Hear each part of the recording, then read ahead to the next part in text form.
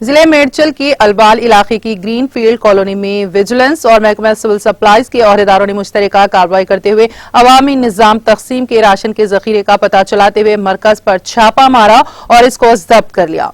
गुज़िश्ता चंद बरसों से गैर कानूनी तौर पर जखीरा किए जाने वाले 60 टन चावल को महकमे सिविल सप्लाईज के अहदेदारों ने जब्त कर लिया।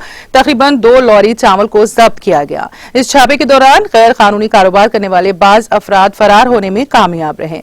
ये अफराद राशन की दुकानात के चावल को खुले बाजार में महंगे दामों पर फरोख्त कर रहे थे।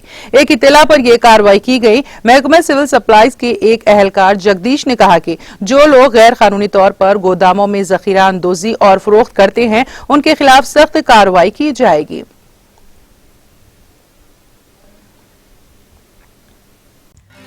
नाज़रीन, हमारे टीटीवी न्यूज को सब्सक्राइब करें, बेल आइकॉन को प्रेस करें, शेयर करें और लाइक करना ना भूलें।